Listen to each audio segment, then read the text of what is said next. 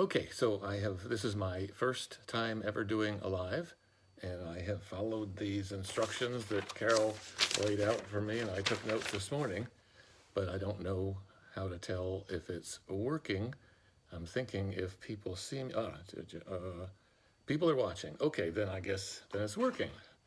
Okay, so first let me tell you that on a personal note, Carol and I normally go to bed by like 10 o'clock. I may stay up a little bit later. We've never watched the ball drop at midnight. But of course last night, because we were going to be on CNN and Fox, boy, it's very distracting to see all these people typing things. I'm going to have to get used to that. Um, uh, Not only did we have to stay up late, but we had to be alert. So we both took caffeine before, a half hour before we had to be on TV. And by the time we were done and the adrenaline was pumping, we realized we were not going to get to sleep. And we really don't hardly drink, but we had put a bottle of champagne in the fridge. So we decided the only way we were going to get to sleep was to split that. So let me just caution you that had I thought we were going to do that, I wouldn't have scheduled this for today, because you can probably imagine, without my giving you the detail, the condition that I am in right now. But we're going to do this. And I also didn't have time to put on my makeup, so forgive me for that. So people send in questions, because I'm not good enough to read these read questions if they come scrolling like Carol can. And so I tried in the last half hour to organize some of them so that I could address them when different people asked the same question. So I got my notes in front of me. So there were a bunch of questions about the federal bill, which I'm glad to see. Questions from, and I know I'm going to butcher some names. I apologize. All I can do is read them the way they're spelled. But there was Ellen Van Herk and Mary Nall and Karen Nash and Thomas Cruz and Sandy Regowitz. And I didn't get through the whole list, so I apologize also for leaving people out. It was a wonderful, wonderful end of the year and surprise that we got to the floor of the House. What happens? The bills go through committee, the bills come out of committee and are recommended to go to the floor. And then the people who decide which bills go to the floor are what are called leadership. So Nancy Pelosi and Steny Hoyer in the House, because they're the majority leaders. You're also going to see me sipping my coffee, trying to stay awake enough to do this. So as you get to the end of the year, you got all these bills that have come out of committee, and there's what they call the funnel, where there are, imagine there's only so many hours of floor time to vote on things. So there's only so many slots, and so you have far fewer slots than all these bills. So there's this kind of fight to get your bill into one of those slots, and we had pretty much been told we were out of luck, that it was going to have to wait till next session. And then, from what I understand, our sponsor, Representative Quigley, went to the leadership and said, look, I really want this. Normally, when a bill goes to the floor, there's an extended time for discussion. So a bill going to the floor for a normal vote, you have to have more time. But there's something called suspension, where you send it in, and usually this is for very non-controversial things that they know are going to get at least a 2/3 vote. And we had 230 co-sponsors, but 2/3 is more like 287 or 88. And so he went and said, look, if you have even a slot in suspension, we'll take it. And so suddenly we find out we're going to the floor under suspension. Well, myself and there's a whole coalition. Every Thursday we have a call with representatives from a number of the big animal welfare organizations and our lobbyists, strategizing and reporting on what's happened that week. And we've done this every Thursday since 2012, when the bill was first introduced. And so everybody just dropped everything and hammered away trying to get more votes. And fortunately, we have cultivated some pretty influential people who were able to help with that. But it was touch and go. It was pins and needles when we get there. And so it did go to the floor. I'm assuming many of you saw it, that night maybe. And we actually got well past the 2/3. so that we needed. So that's what got it passed. And what's important, it's been more difficult to get Republicans on the bill. There are some wonderful animal welfare oriented Republicans, but for a number of reasons I won't go into here, there are sort of groups of them that are more difficult to get on an animal welfare bill. We had, I think, 22 Republican co-sponsors, but we needed more. And so what was great to see was we got 48 votes, and actually 4 of our co-sponsors weren't there to vote or didn't submit to vote. So we actually, in a way, had 52 Republicans supporting the bill, which was great, and that got us over the line. And this puts us in a great position as we go into next year, because now next year, the mix of the House is a little bit different. So, we really need, Republican support, but we've shown we can get it. And by getting that many Republicans, it also shows the Senate that this is truly bipartisan. So that's important. You want something? Oh, just filming? Okay. I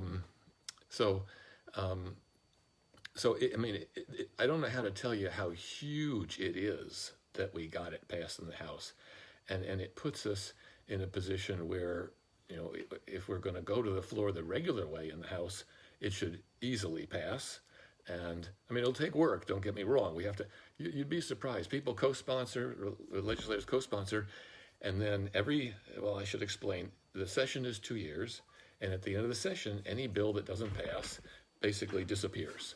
And so you start the new session, so in January, our sponsors will reintroduce the bill. You're going to distract me here. Carol she can be so annoying. Let me tell you, you have no idea. I was really surprised nobody asked, what is it like to live with her, But maybe I'll get to that when she's not sitting here. Anyway, so where was I? So it dies. So they die, yes. And then you reintroduce them. Yes, to fill in the blanks. So we'll reintroduce it, and that process takes some weeks. You have to submit it. There's a process, and then it gets posted, and it gets a new bill number. And what we hope is that we've always been able to introduce it on a bipartisan basis. In other words, with one Democrat and one Republican being the lead in the House. We haven't in the Senate, but I really feel like we may be able to do that this time. Because, this session for the first time, we had 3 Republican co-sponsors in the Senate. 1 did not get reelected, but 2 are still there. And we've had a number of them that we felt were, just on the edge. They were receptive. There are some offices that just tell you, no, we're not interested. We think the state should do it, or some other reason. And it's better to know than be strung along. It's been a fascinating process to learn about lobbying over the last 8 years. So we've got a number that we think are close. We've gotten increasing support from law enforcement, which is very helpful, particularly with the Republicans. And I just had some meetings this week that I don't want to go into detail, but could be very significant in getting more of that kind of support. And the other thing that's happening in the Senate is the chairman of the committee is like all powerful. They alone decide what bills get heard, and you can't get the bill passed to get to a vote without going through committee. So if the committee chairman doesn't want to put your bill up for a vote or a hearing rather in the committee, it just doesn't happen. And the current committee chairman in the Senate hasn't been negative. We a couple sessions ago in the House, we had a committee chairman who was very negative, and it was just, we were dead. We couldn't do anything. But the committee chairman in the Senate has just not been interested, so he wasn't motivated to be helpful. He is moving, and Senator Shelley Capito from West Virginia, we think, now this of course depends on what happens in the Georgia election or runoff on the 5th, but if we assume that the Republicans still control the Senate, then the good news is that the incoming chairman was one of the lead sponsors on the shark finning bill, so has some animal welfare history. So that could be one of the biggest factors for the bill. This is just having a chairman who has some inclination to be receptive to an animal welfare issue. And all of the attention that the issue has gotten also is going to make it much easier as we go into this session. So I think I could honestly tell you, and this is a partial answer to another question, that I don't think in my life I have ever looked forward to moving into a new year as much as I am right now, because I really believe the bill will pass in 2021. I think everything's in our favor. So now, what's it going to take? We have to start all over again, asking you, we've made over 30,000 phone calls through you to Washington, to legislators. And one of the questions, was, should I keep calling and thanking my senators? Because yes, it's important that they know you appreciate, but now we have to get them on board again. So this was from California, I think. But so, we need to go after the ones who were co-sponsors and get them on quickly, because you're all against the clock. We would like to get this done in the first year of the session, and we certainly don't want to end up like we did this year in the last part of the session. And there were a number of delays that pushed us back.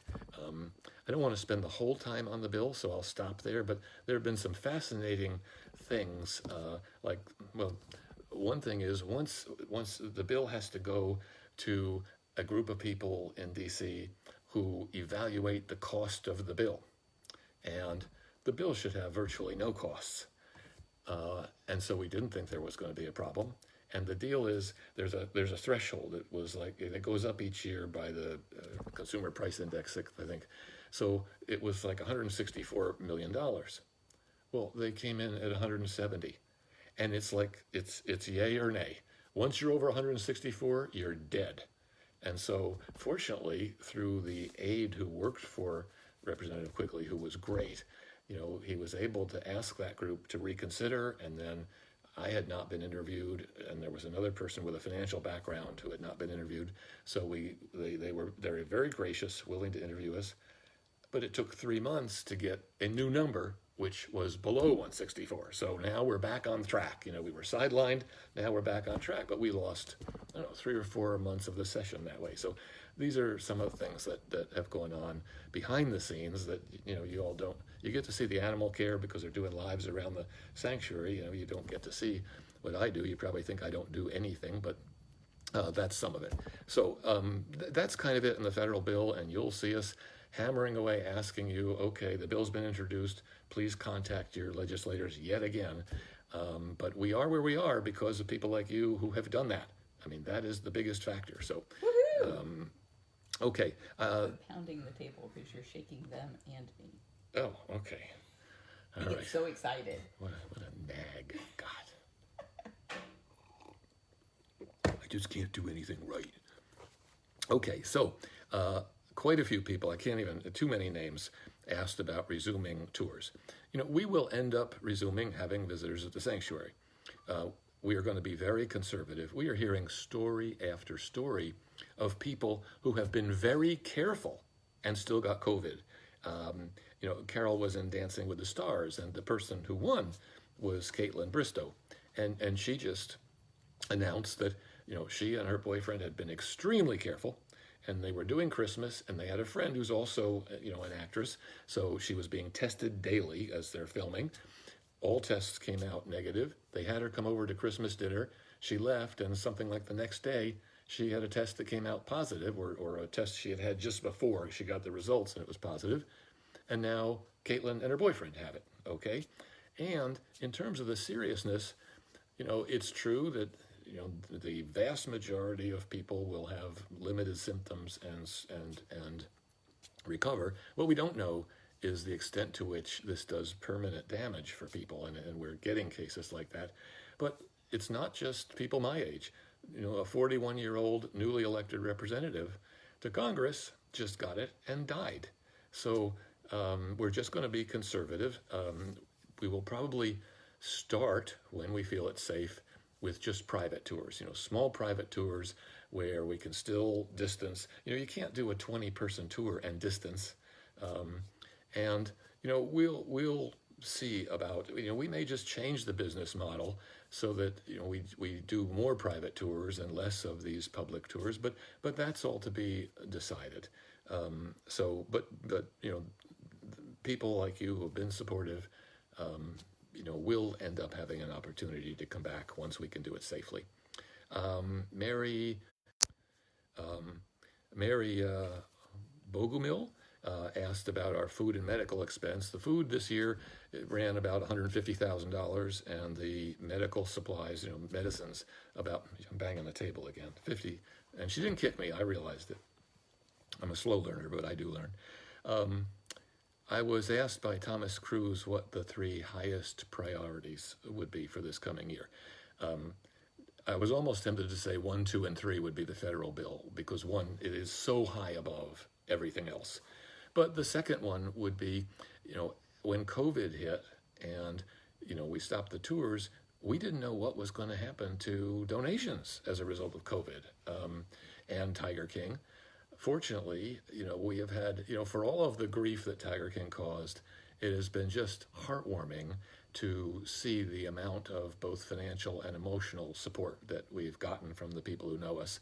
And our donations are actually up. So, we cut back things drastically right after COVID on March 15th. We started cutting. One of the things we cut back on was investing in these virtual reality, trying to keep that ball moving forward, because we see the future as zoos not having, at least carnivores, our kind of animals, but doing that with virtual reality and creating a much better experience for people. You can just barely hear Howie.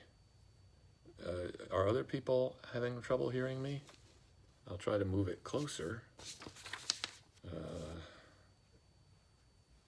Okay, so the second was the virtual reality, and the third is that I would like to write a book. And so far I have a title and a subtitle and a little bit written and an outline done. It's just right now difficult to get time, but I'm really hoping that the title will be I Married Catwoman, and the subtitle will be The Battle to Stop Big Cat Abuse. So that will be my third goal for the year. I was asked about our accepting new cats, because the finances have held up. We're still in a position to do that. If we do, we would likely do it the way we've been doing it in recent years. Be the people who are willing to take the older cats that need more medical attention, not the 1-year-old cat. But there's no decision not to take cats. It'll just be what the situations are on a case-by-case basis, and we have space and we have the funding to do it. I was asked about Hidden Tiger. This is a really good film. We participated over a period of 4 or 5 years as they were filming, and they filmed in India. We put out an email about it. Sandy Rakowitz asked about this. And you can go to Vimeo to see it. You pay like $2.99 to rent it, and we actually get half of that, just so you know. But that's not the reason I'm pushing it. I really think it's worth seeing, and what we're hoping is enough people see it there that it creates an interest for one of the bigger outlets to accept it, to buy it from them and make it more widespread.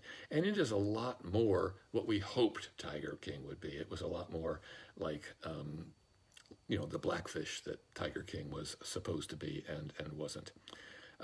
Danielle Cascone asked about the Oklahoma property.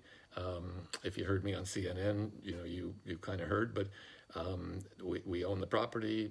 Lowe is such an incompetent, and by the way, 2 days ago, the Department of Justice filed even more legal papers against him, asking the court to let them take all of the cats there that are under a year old and their mothers, because in violation of the court order, because he was supposed to not either acquire or dispose, and the legal definition, the AWA definition of dispose includes putting them down, euthanizing, and he had some guy who's a partner of his take a cub who's got metabolic bone disease, which you get from largely from not providing proper nutrition, which he doesn't, to a vet, and with a broken leg because it affects the strength of their bones.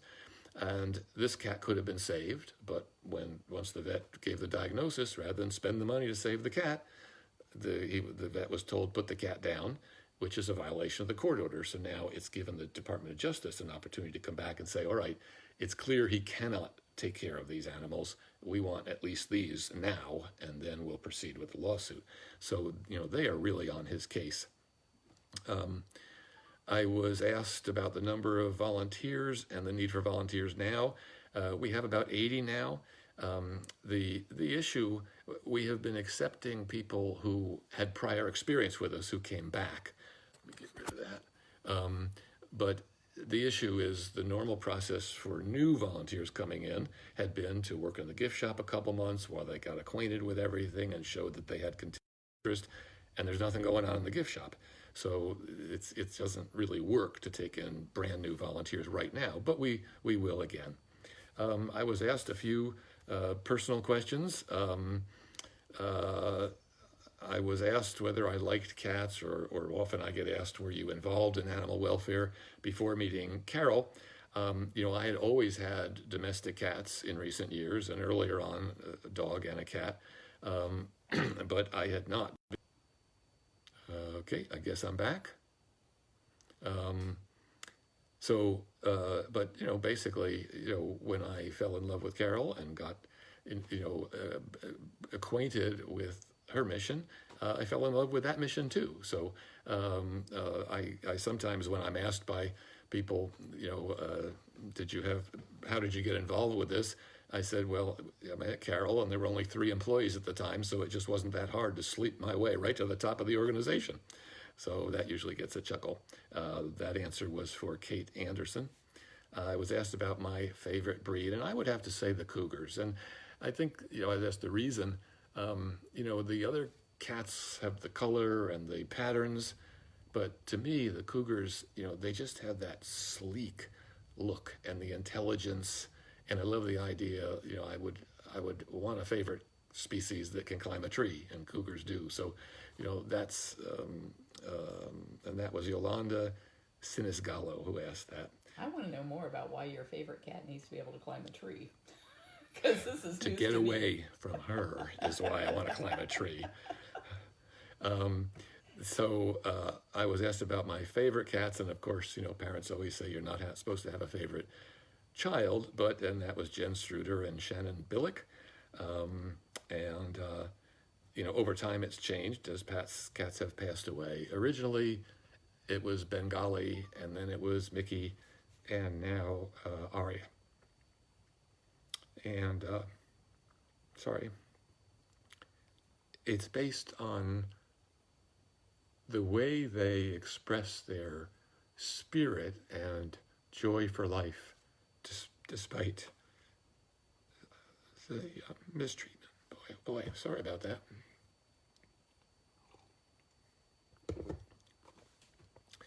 Okay, we'll move to something a little less emotional here. I'm not sure this is less emotional. Susan Schuchis asked to describe the experience of 2020. And, I have a financial background, so I can't help but I was thinking that it was sort of like what the stock market did this year. It started out good, and then in March it plummeted, and then the rest of the year it went steadily up. Well, that's really what we've experienced, except the plunge was longer. When COVID hit, that was a nightmare. I've always, in my business experience, been a builder. I've done turnarounds in the sense of taking companies that were losing money and helping make them make money. But I haven't have to do what people call workouts, where you're laying people off. And so it was very difficult after spending years building a staff we were so proud of and felt so close to have to lay off half of them. And then a week later, Tiger King hits, total shock. And then this wave of venom, this tidal wave of venom, Carol's phone going off every 2 minutes, mine less often, but occasionally. You're probably aware of what we went through there. And that lasted about 3 months. so into, kind of July. And then it really very quickly tapered off. But then what's happened since? One by one, these stars in Tiger King are falling like dominoes. So Kathy Stearns, who had Dade City Wild Things here, the one swimming with the tigers, is now shut down. We drove by that way yesterday to go somewhere, and we just, it's just so satisfying after decades of, trying to convince people. And I got to credit PETA. PETA did amazing work there. Similarly with Tim Stark. Tim Stark's been indicted, and that was, a lot of that was the work of PETA. What PETA did there, what they were trying to do with Dade City Wild Things, and they didn't quite get they were trying to set a precedent that taking the cubs, from the mothers at birth and using them for cub petting would violate the ESA. It would be what's called a take under the ESA. And they got close with Dade City Wild Things, but because Dade City Wild Things defaulted, so you didn't really have a decision by the judge, it wasn't really a precedent. Well, in Tim Stark's case, they got the precedent. So they got a federal court to say that. And now what you'll see in these DOJ filings against Jeff Lowe, they're citing that case as their authority for he's violating it. So this is, I don't want to get into all the legalistics, but this is really, really a breakthrough and significant.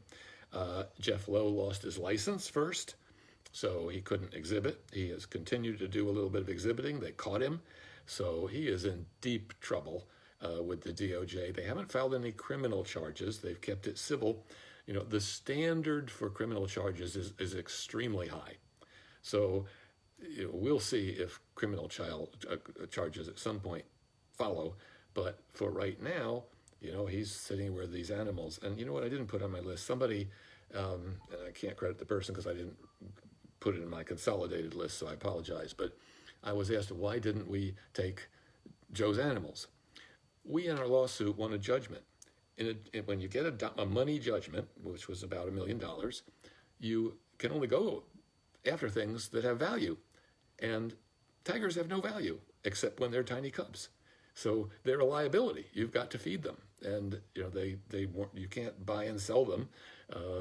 First of all, you can't, for the most part, do that legally, although there's an exception. But they just have no value. So we didn't have the right to say we want the animals, or we would have.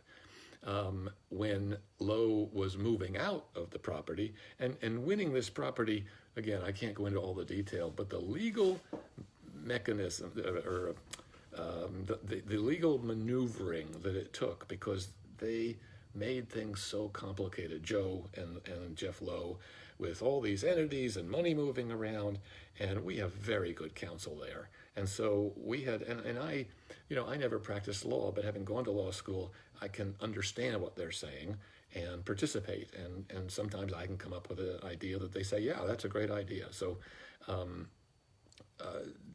we had to very carefully craft the argument for our having the right to the land, and we prevailed on it. So, that is another just huge thing that happened in the last half of 2020. So, and Lowe is so incompetent, he had 4 months to move out, and of course it came right down to the wire, and we worked very well with Sheriff Mullet there, who was very helpful. And so on the last day when we gave, bottom line is we were left with 3 tigers, 11 wolves, and 2 bears. The issue was, in most cases, when you go in to take over a defunct facility, which has happened in California and in Texas, you know how many animals are there. You kind of know how to plan what to do. Here, we couldn't. We did not know whether we would have no animals, he just was able to move them all, or we would have 50. So it made planning impossible. We don't want to have 6 sanctuaries pulling up on the assumption that there's going to be 50 and find that there's none. So it was a very different kind of situation from any of the ones dealt with before.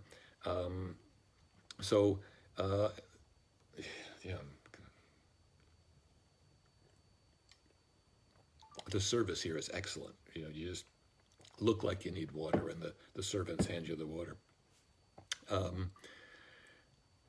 The other thing that is happening you know, of course, after Tiger King, there was all this hateful stuff to Carol and people, you know, all this crap about, you know, being involved with Don's disappearance. I mean, think about it, okay? I would have to be the stupidest man in the world to marry someone if I thought there was even the remotest possibility of that. Now, I don't claim to be the smartest man in the world, but I am pretty sure I'm not the stupidest. So, I think you're the you know, smartest. oh, I thought you were going to say, I think you're the stupidest. Thank you. Knew what I'd say. Okay. But what we're finding now, partly, you know, Dancing with the Stars, I mean, the big reason we said, yeah, you should do that. And that was tough. I mean, it was tough physically. I mean, for her to put herself out there and do that, I mean, you have no idea how difficult that was for her.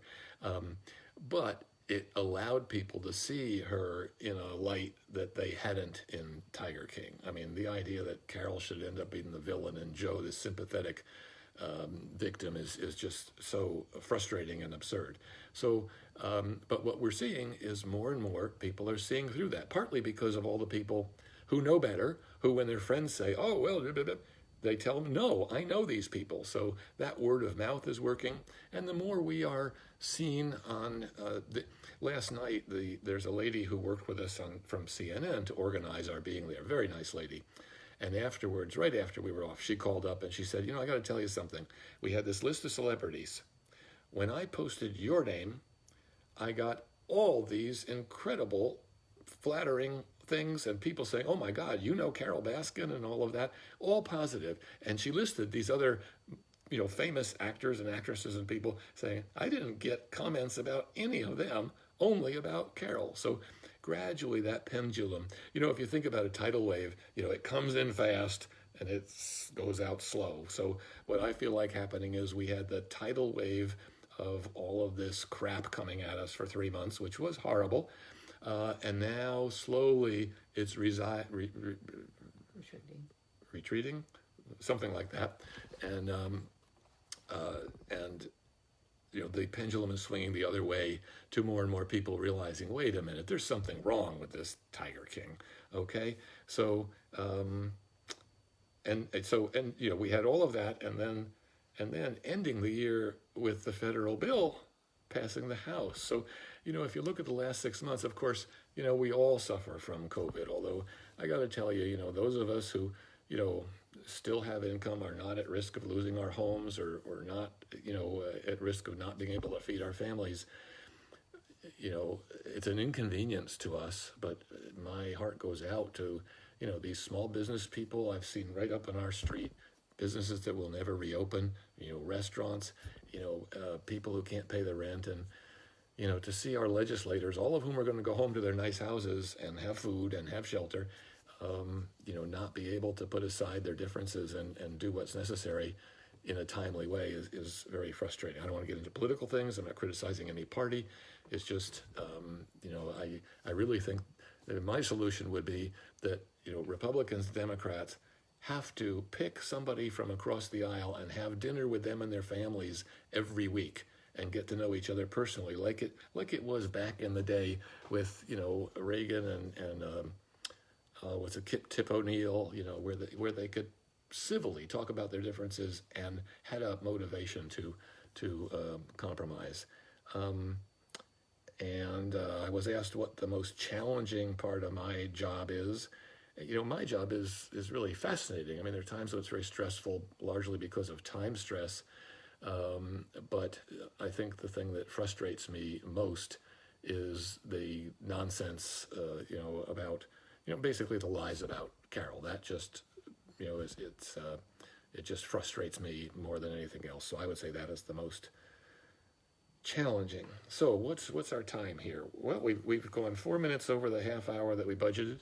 So I'm going to quit there. Those are great questions. Yeah, very good questions. Really appreciate it. I don't know how many. Well, I guess this number is 139. Is that the number of people who are watching? That's how many are on there currently. Well, great. Well, listen, thank all of you for spending a half hour with me. If this is something you would like us to do more of, I told Luana that, you know, for this special group, the subscribers, which we appreciate very much, I'd be happy to do it intermittently as new things are, you know, there to address or go into more detail on some of these. Maybe next time I'll tell you the full story of meeting Carol Baskin. All right. Happy New Year. Where's my little, here we go. Oh, I'm going to show you. Bye-bye.